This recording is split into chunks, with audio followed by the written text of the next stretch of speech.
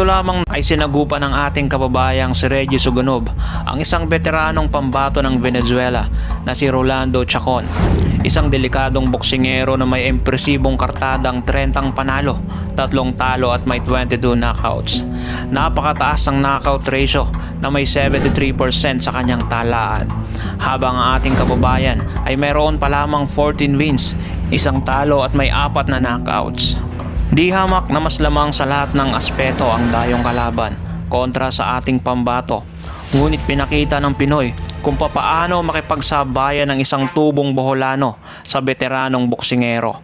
Narito at ating tunghayan ang kanilang naging salpukan na ginanap sa Bohol Wisdom School Gym, Tagbilaran City para sa bakanting WBO Global sa Junior Flyweight Division. Ngunit bago natin simulan yan ay kung maaari sana paki-like and share ng ating video at paki-subscribe ng ating channel. Maraming salamat. Dito sa unang rounds ay palitan kaagad ng maiinit na suntok ang parehong boksingero. Kaliwat kanan sa ating kababayan, kaliwat kanan suntok din para sa Venezuelan boxer.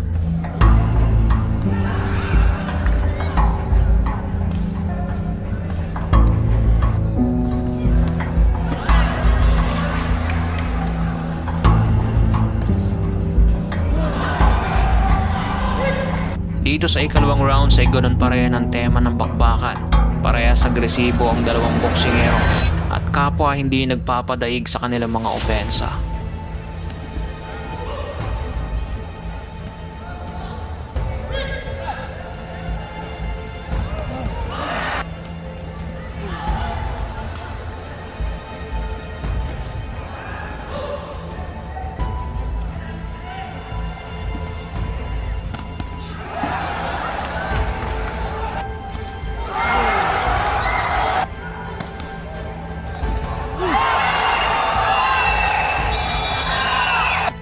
Nagpakita ng bahagyang kalamangan ng Venezuelan boxer sa pagkakataong ito. Pero ang ating kababayan ay bagamat nabawasan ang kanyang mga opensa ay puro solido naman ang mga patama nito.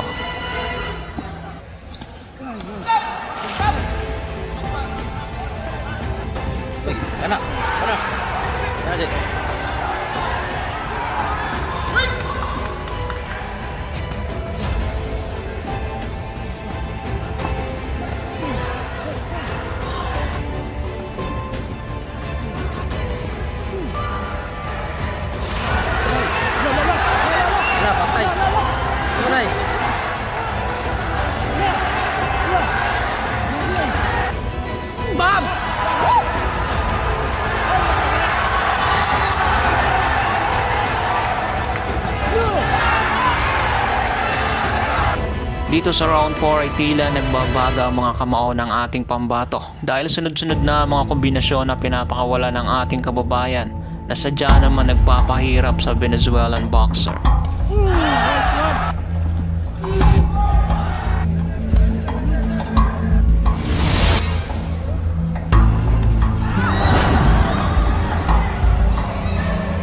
Nagpakawala ng isang overhand right si Reggie Suganov na siyang naging dahilan ng pagbagsak ng Venezuelan boxer.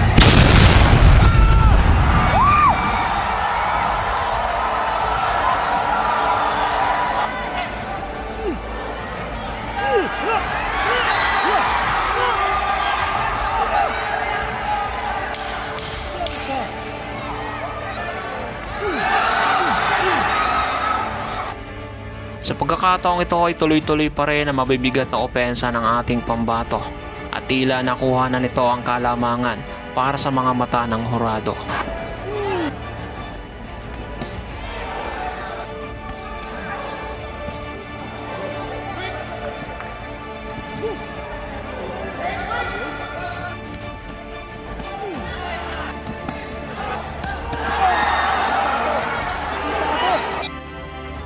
Habang umuusad ang mga rounds ay hindi nagpapakita ng kapaguran ng parehong boksingero.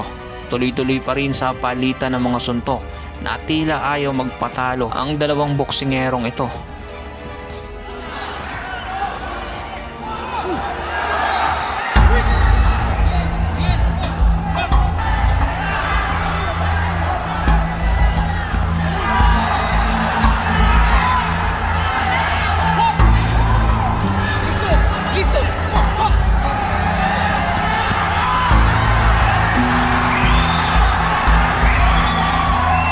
Sinubukan umakting ng Venezuelan boxer para makapagpahinga ng ilang minuto, ngunit hindi ito pinayagan ng refereeing si Don Rex Tabdasan.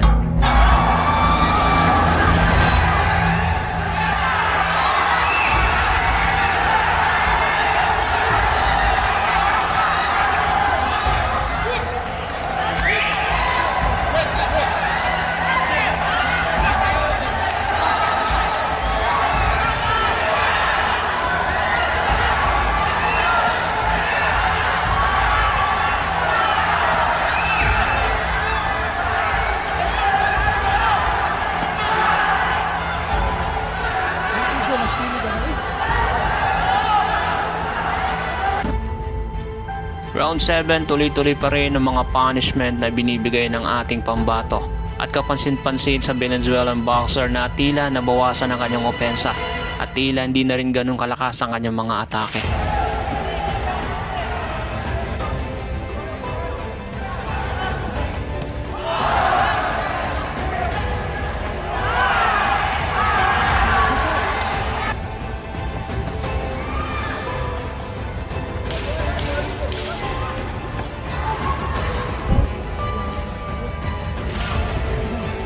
Times. Yay.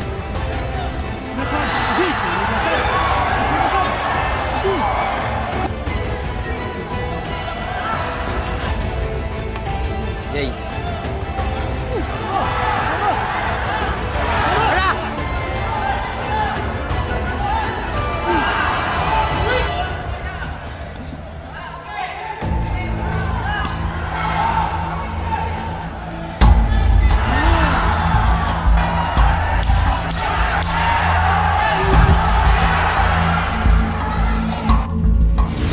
Ataking Manny Pacquiao na ang ginagawa ni Reggie Suganov sa pagkakataong ito at tila hindi nauubusan ng hangin ang ating pambato.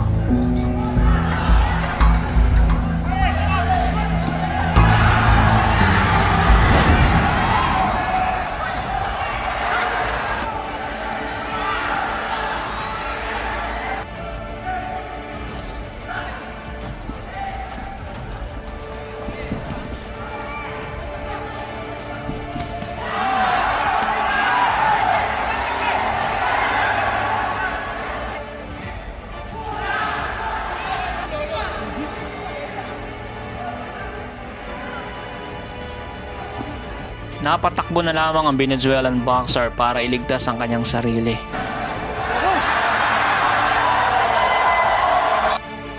Dalawang rounds na lamang nalalabi sa labang ito. Pero ang stamina ng ating kababayan ay hindi pa rin nauubos.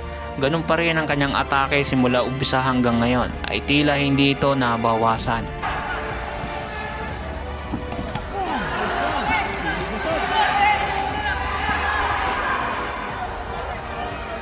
Jab straight.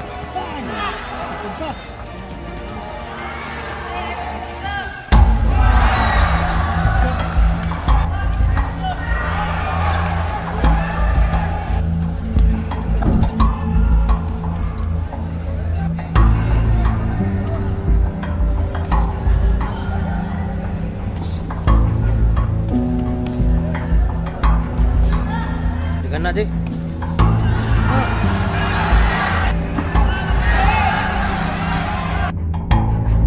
Ito na ang 12 and final rounds. Agresibo pa rin ang ating kababayan kahit naghahabol sa puntos ang kanyang kalaban. Ganito kasipag ang ating kababayan na sumuntok. Kahit nakalalamang na siya sa labang ito, ay tuloy-tuloy pa rin ang kanyang mga opensa.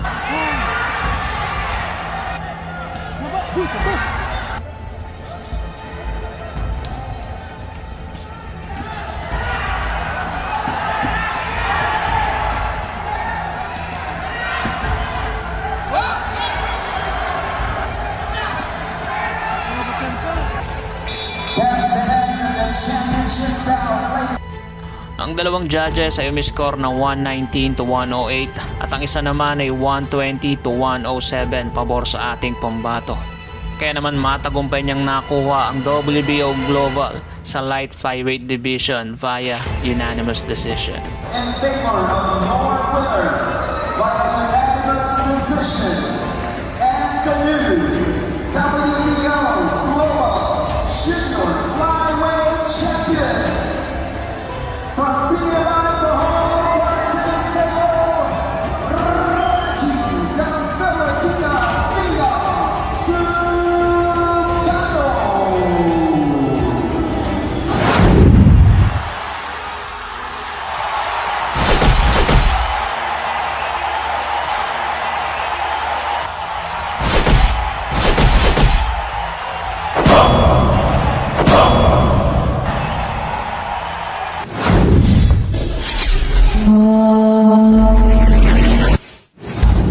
Tila napapalapit na ang pag-akyat ni Naoya the Monster Inoue sa mas mataas sa dibisyon. At dahil doon ay tila nawawala na ng tsansa na makakalaban ito ng ating pambatong si Janriel Casimero. At isa pa ay hindi nito nagawang maging top contender sa dibisyong iyon. Kaya hindi ito nagkaroon ng tsansa na makaharap ang pambato ng Japan na si The Monster Naoya Inoue. Dahil ang kanya naging tatlong huling laban dito sa Super Bantamweight Division ay lahat ay kontrobersyal. Bagamat dalawa ang kanyang naipanalo sa mga labang iyon at isa ang tabla, ay hindi ito naging sapat para ilagay siya sa rurok ng mga sanctioning bodies at maging top contender ng halimaw ng Japan. At ngayon sa pag-akyat ni Naoya Inoue sa mas mataas sa dibisyon, sino kaya ang Pinoy na pwede nating gawing pambato para kalabanin itong The Monster ng Japan? Nariyan pa naman si Mark Magsayo na nasa timbang na 130 pounds Super Featherweight Division. Maaari itong bumaba at kumuha ng titulo para harapin ang The Monster ng Japan. Dahil panigurado pag-akyat nitong The Monster ay puro kampiyon ang haharapin nito dahil ito ang nakatala sa kanilang mga plano na maging isang undisputed uli sa ikatlong dibisyon. Pero pwede ring antayin ni Mark Magsayo itong si Naoya Inoue sa Super Featherweight Division at maging kampiyon muna. O pwede rin itong isang ating pambatong si Virgil Vitor na kapwa na sa Super Featherweight Division. Pareho ng ating kababayang si Mark Magsayo. Si Virgil Vitor ay may kasalukuyang hawak na WBO Oriental sa Super Featherweight Division. At kung gusto niya talagang makalaban itong halimaw ng Japan, ay pwede itong bumaba sa 126 Featherweight Division at lumaban sa mga naka-rankings sa mga sanctioning body sa Featherweight Division. Ang sa ganoon sa pag-akyat ng The Monster ng Japan na si Naoya Inoue ay meron tayong Pinoy na pwedeng ipangtapat sa kanya. Hindi rin naman basa-basa itong ating pambato dahil meron itong angking bilis, ring IQ at nakakapagpatulog ito ng mga kalaban. Meron itong 68.18 knockout ratio sa kanyang talaan at meron din itong 22 wins, 15 knockouts at may 3 talo lamang. Dito lamang sa kanyang naging huling laban ay nagpakitang gilas itong ating pambato.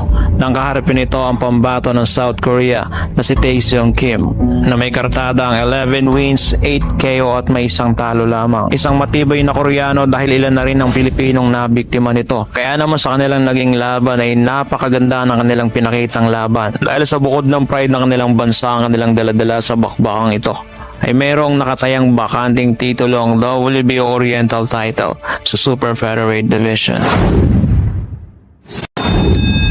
So umpisa pa lamang ng kanilang bakbakan ay mapapansin na natin ang init ng kanilang sagupaan. Habang ang dayong Koreano ay tila hindi pa dadaig sa ating kababayan. Buo naman ang kumpiyansa ng ating pambato na kayang-kaya niyang talunin itong pambato ng South Korea.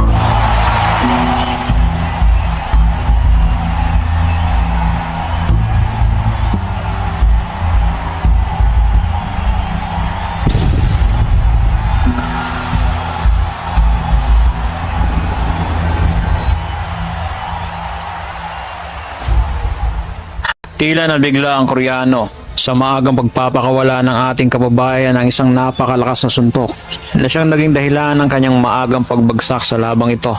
Nabilangan dito ang Koreano ngunit nakapagpatuloy pa naman ito.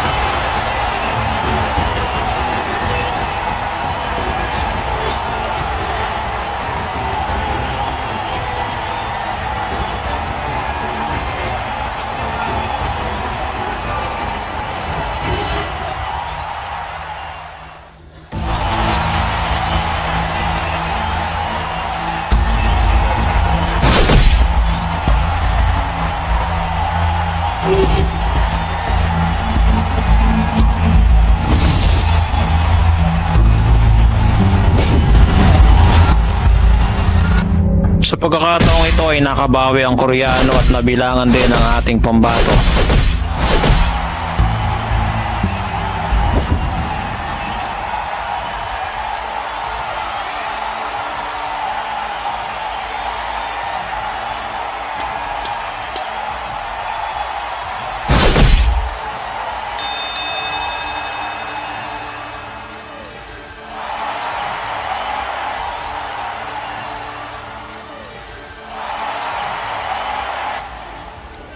Maswerteng na save by the bell ang ating pambato at nakapagpatuloy sa susunod na rounds. At dito naman sa sumunod na rounds ay hindi na hinayaan ng ating kababayan na kontrolin ang kalaban ng labang ito.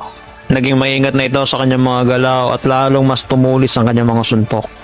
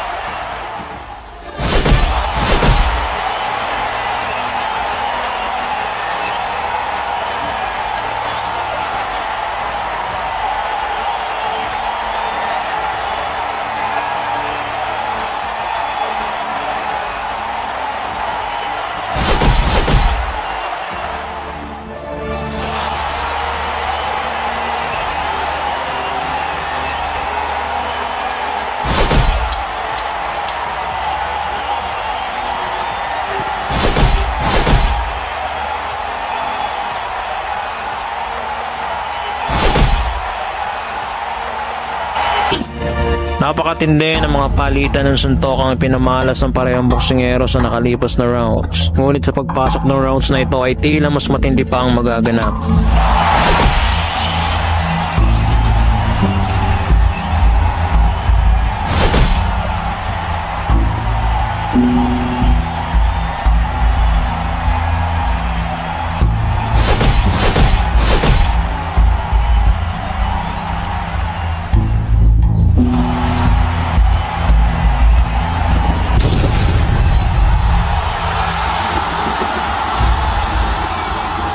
Isang malutong na kanan ang naipatama ng ating pambato na siyang naging dahilan ng pagtumba ng Koreano.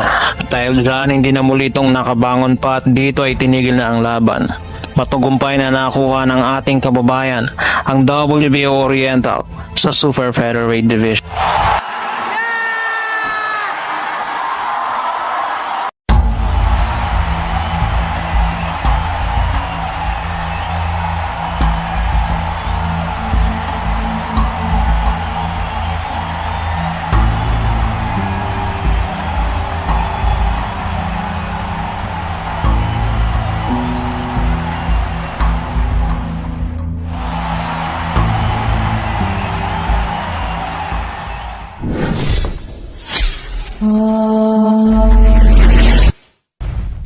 Miskula ng isang banta sa timbang na 122 pounds featherweight division ang tubong General Santos City na si Leonard Sarcon o mas kilala sa alias na The Matrix. Sinimula ng karera nito sa boxing taong 2017 at pinatulog sa unang rounds pa lamang ang kauna-unahang biktima na si Ramil Yakapin. Hanggang sa kasalukuyang taon ay nagtala na agad ito ng 10 panalo, 4 doon ay kanyang pinahalik sa lona at wala pang bahid ng talo. Sa kanyang estilong malapalos ay tila may kakayahan itong makasungkit ng pandaigdigang kampyonato sa hinaharap. Sa tulong ng former trainer ni 3 Division Champion John Real Casimero na si Nonoy Neri, nakilala bilang isa sa magaling na manghuhubog na mga boksingero dito sa ating bansa. Para subukin ang kakayahan nito bilang isang manlalaban ay isinabak ito sa kauna-unahan niyang laban sa labas ng bansa. Matapos ang siyam na sunod-sunod na panalo dito sa Pilipinas, lumipad patungong South Korea para sagupain ang nooy undefeated at prospect sa kanilang bansa na si Jong Seong Kang. May malinis na kartadang 14 wins at may 8 knockout sa kanyang talaan. Kasama na doon ang 3 Pinoy na sinibak nito na sina Tom Jun Mangubat, John Ray Logitaman at Pete Apolinar. Kaya naman sa bakbakang ito ay kaakibat na ang ipaghigante ang mga kababayang tinalo ng Koreano. Halina at ating panoorin ang bakbakang Leonard Sarcon versus Jong Seong Kang para sa bakanteng WBA Asia Featherweight title. Ngunit bago natin simulan yan, ay kung maaari sana, paki-like and share ng ating video at paki-subscribe ng ating channel. Maraming salamat. Sa umpisa ng bakbakan ay mapapansin natin na napakaganda ng kanyang head movement kasabay ng kanyang footwork at napaka-epektibo kagad ng kanyang right hook at counter left straight. 사우스포의 한국 선수 더블 라이트 어우 이것도 아주 좋은 것 같이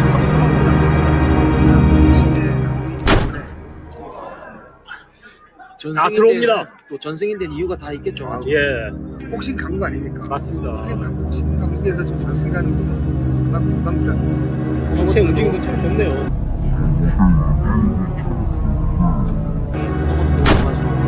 아유. Dito sa ikalawang rounds ay nagpakita ng magandang counter punches ang ating pambato na siya namang malinaw na sinasalo ng Koreano.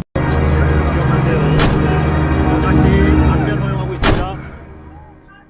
자, 좀 들어가면서 들어갑니다. 더블째 라이트. 자, 이제 거리를 맞춰가나요? 왼손 조심해야 됩니다. 위험했어요. Hindi maiwasan ng Koreano ang paulit-ulit na right hook na pinapatama ng ating kababayan. Dahil matapos na makapatama ng right hook, ay susundan niya ito ng counter left straight. Tila malakidlat ito sa paningin ng Koreano dahil hindi niya ito makita ang paparating sa kanya. 카운터 손 한 번 냈으면 좋겠어요. 그래야지 분위기 반전이 돼야.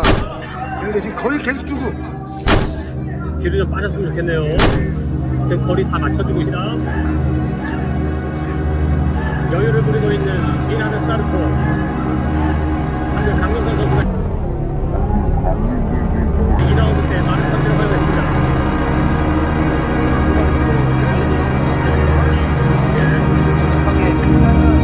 Bukod sa opensang ipinapamalas ng ating kababayan, ay napakaganda rin ang kanyang depensang ipinapakita sa labang ito. Dahil sa tuwing umaatake ang Koreano, ay halos hindi ito makakatama dahil sa bilis ng pag-ilag ng ating pambato. 살짝 소리하는 냉정한데 어쨌든 지켜야 됩니다. 왼손을 보다 보면은 기회가 있겠죠. 진짜 작전도 맞습니다. 하지만 자꾸 카운터를 맞다 보면 데미지가 쌓이거든요. 아주 여유 있게 들어갈 때 조심해야 됩니다. 강 선수가 지금 마음이 급하다 보니까 정직해서 줍니다. 사람보다 아, 이거 위험해요.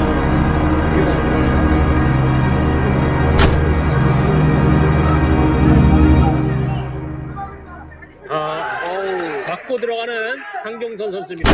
또 강경선 선수가 전 경기들도 그렇고 홈박스로 Sinubukan ng Koreano na pressurein ang ating kababayan, ngunit tila mas lalong nagiging delikado ang kanyang lagay sa tuwing ginagawa niya ito. Hindi na malaman ng Koreano kung paanong estratehiya ang dapat niyang gawin para manalo sa ating kababayan.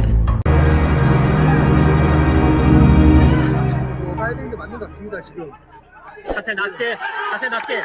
배로 아, 배로 거기다 배로 옆구리. 배로. 옆구리. 자, 강경선 선수. 오른쪽은 배로 오, 내가 스트레이트. 옆구리. 그러다 반디샷. 아, 조심해야 돼요. 나옵니다. 아, 역스테이크.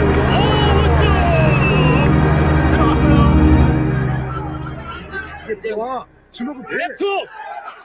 바디샷. 라이트. 앞면 갑니다. 강경선. 잘 뛰었으면 좋겠네요. 아직 거리가 보고 있는데 원래 예. 안 맞는 이게 지금 지금도 아예 때는 아예 맞아요. 네, 아예 떨어지지 않아요.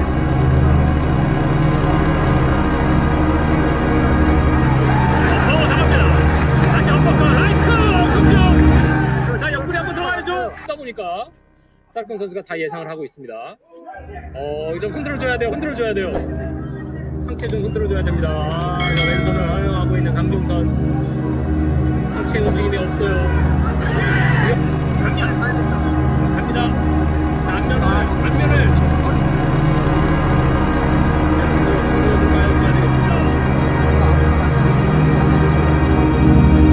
아 지금도 순간적으로 들어가야 되는데 과감하게 그게 쉽지 않네요. 왼손 뻗는 대로 지금 다 맞습니다. Hindi naging epektibo ang pagiging agresibo ng Koreano noong round 7. Ang naging resulta nito ay naubusan lamang siya ng hangin na siyang mas lalong naglagay sa kanya sa alanganin.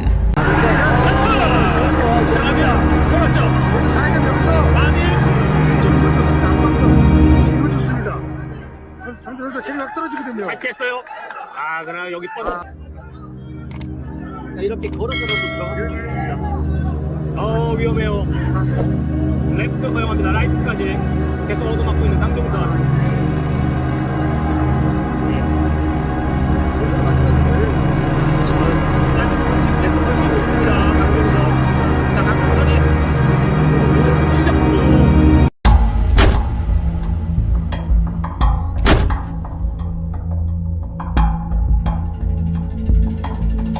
Matapos maubos ang enerhiya ng Koreano sa kanyang pagiging agresibo, ay ito naman ang pagkakataon para umatake ang ating kababayan.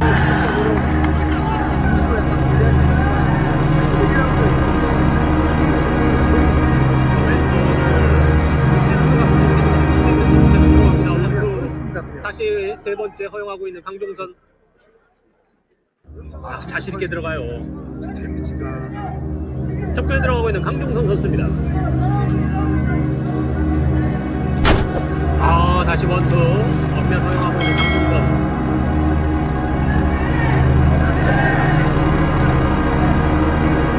베이스를 이상으로 일단 쏘는데요. 맞았어요. 자신 있게 뻗고 있습니다. 저 왼손에 계속 허용하고 있는 강종선입니다. 다시 원투. 머리가 너무 안 좋은데. 깜빡이야. 아예 처음부터 머리 막 쫓아서 머리 내가 중간에 저쪽에 여기 있다가 좀 나머지는 31분 중에 하고 왔습니다.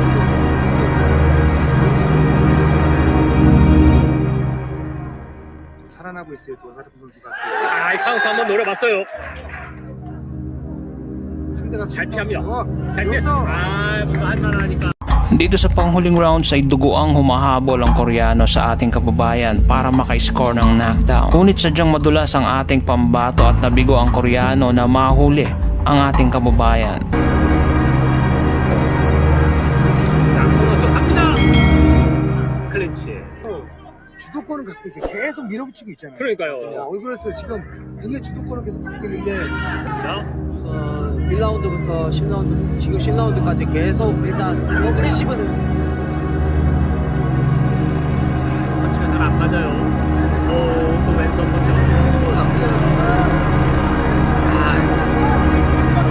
앞면에 들어갔어. 어떤 잘 들어갔습니다. 자, 이제 10라운드가 끝이 났습니다. Sa pagtatapos ng laban ay umiscore ang tatlong judges ng 96-93 at ang isa ay 96-95 para sa ating pambatong si Leonard Sarcon. Kaya naman nakuha ng ating kababayan ang panalo via unanimous decision. 챔피언에 오르게 되는 베스트를 가져가게 되는 필리핀의 리에나르 사르콘 선수입니다. 우리에게 상당히 감격적인 모습이죠. Kung nagustuhan nyo ang video ng tampok natin ngayon, paki-like and share. Mag-iwan ka na rin ng comments para sa iyong saloobin. At kung bago pa lamang dito ay paki-subscribe at huwag kalimutang pindutin ang notification bell button para updated ka sa mga umaatikabong videos tulad nito.